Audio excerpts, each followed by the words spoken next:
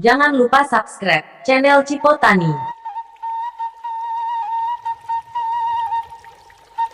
Fungsi dan kegunaan fungisida Nativo untuk padi, cabai, bawang merah, jagung, dan lain-lain. Fungisida Nativo 75WG adalah obat pengendali jamur pada tanaman padi, cabai, bawang merah, jagung, dan lain-lain. Nativo 75WG merupakan fungisida sistemik yang bersifat fungitoksik yang berbentuk butiran berwarna putih dan dapat didispersikan dalam mengendalikan jamur penyebab penyakit pada tanaman. Nativo 75WG adalah fungisida pembasmi jamur dengan sifat kontak dan sistemik yang mengandung zat. Fungisida ini dapat digunakan untuk mengendalikan hampir semua jenis penyakit jamur pada tanaman pangan dan palawija. Dapat digunakan sebagai pencegah maupun menyembuhkan tanaman yang terkena penyakit akibat cendawan jamur. Fungisida ini bekerja secara sistemik, protektif, preventif, kuratif, dan eradikatif untuk zat pengatur tumbuh tanaman anggrek, apel, bawang, bawang merah, kakao, cabai merah, jagung, jeruk, kacang hijau, kacang panjang, kacang tanah, karet kedelai, kentang, kopi, krisan, mangga, melon, mentimun, padi, pembibitan kelapa sawit, pisang, semangka. Dosis pemakaian sangat hemat, berkisar 7 gram.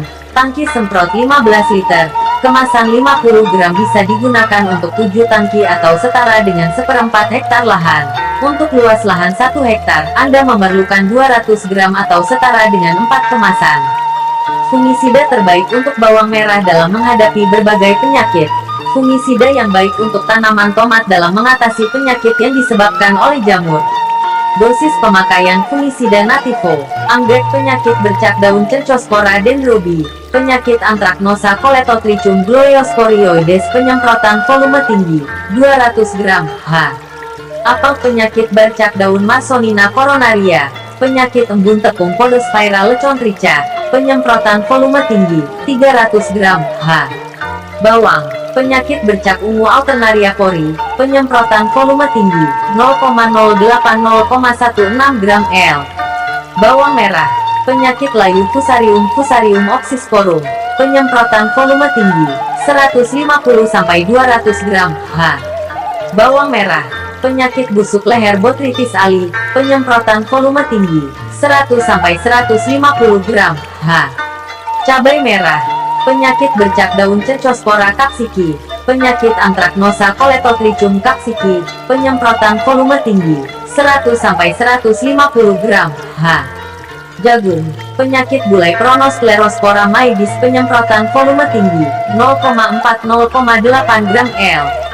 Jagung, penyakit bulai Helminthosporium turcicum, penyemprotan volume tinggi, 0,81,2 gram L.